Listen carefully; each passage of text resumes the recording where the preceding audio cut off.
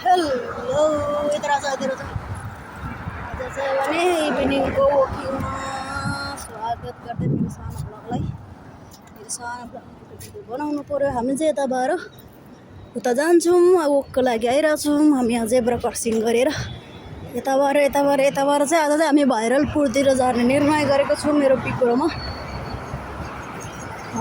त्यो कर्नेक्स यताबाट चाहिँ भने यसरी हामी जान्छौँ। यताबाट त्यहाँ लुलु छ अनि हल्का हामी त्यहाँ मार्केटमा नि जान्छौँ। त्यसपछि यसरी गएपछि भाइरलपुर जानुको लागि चाहिँ यस्तो गरेर यसरी जानुपर्छ। त्यो 5 मिनट जति लाग्छ। यताबाट यहाँ चाहिँ जेब्रा क्रसिङमा चाहिँ यहाँ टक्क लगाएर पर्छ होला साथीहरू। यस्तै छ।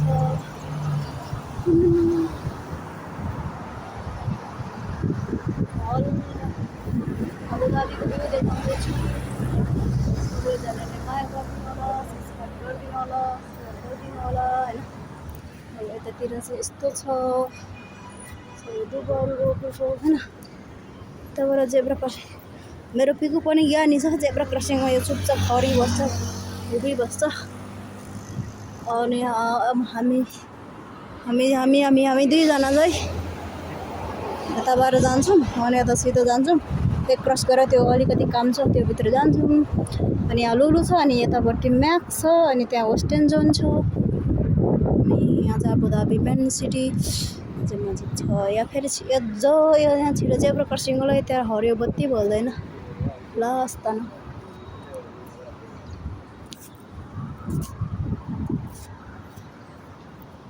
गर्मी छ, गर्मी बेलुका त अलिकति कम गर्मी हुन्छ। 12-1 बजे लास्ट 11 हुन्छ गर्मी। यताबाट गएर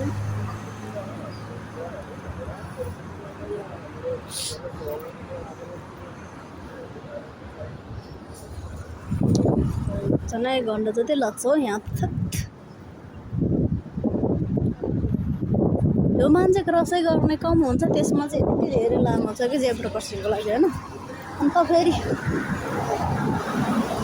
ठाउँ छ त्यति धेरै जेब्रा क्रसिङ गर्नुपर्ने हुन्छ। त्यसमा त टाइम पनि थोरै है। मेरो बुच्चुले चाहिँ फेरि सबै बाटोहरू थाहा छ नि त। अब हामी चाहिँ कोही बेला यता आउँछौँ नि त घुम्नुको लागि, त्यही भएर उसले थाहा छ बाटो छ नि त। फेरि सक्छ त सक्दैन नि। तर मेरो चाहिँ ओइ रोक जा इधर गाडी नै तेरा गुदी निकालिदिन्छ तेरा 7 पत्रे। ओइ चलो कुदेको होइन। खुसी भएको हेर्नु, खुसी भएको फेरि सक्छ त फेरि सक्दैन नि त। यो चाहिँ थोप्रा पनि देखाउनु पऱ्यो नि त। कोही बेला रोडको थोप्रा त फेरि हल्का देखाउनु पऱ्यो होला बिकज हो मैले भिडियो चाहिँ एडिट नगरिकन जस्तोको तस्तै हाल्छ। जति हुन्छ त्यति भिडियोहरू बनाउनु पर्छ। त्यही खासै मलाई त्यस्तो आइडिया छैन। तर यस्तै भिडियोहरू पाएन तपाईँको हालेर नै मेरो ब्लगलाई चाहिँ भने तपाईँहरूले साथले अगाडि बढ्छ भन्ने पूर्ण विश्वासमा छु। यहाँ चाहिँ मस्जिद हो होइन।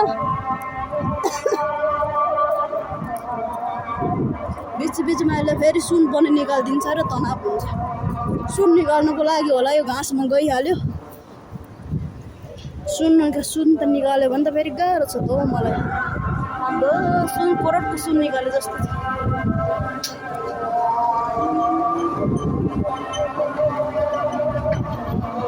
यहाँ चाहिँ उको टाइम भयो होइन।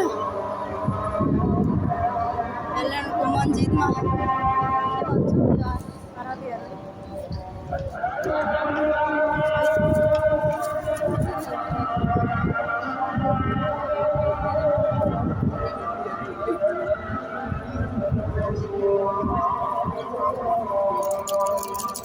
मलाई लाज लाग्यो कि यहाँ मेरो बाबाले सुन निकाल्यो नि त। फेरि सुन निकाल्यो यो सुन निकाल्यो के गर्नु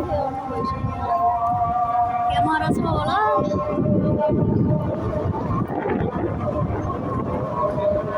त्यो माथिको चुचे सिसाको घर चाहिँ मेरो पर्सनल हो। दुबईमा बसेको मेरो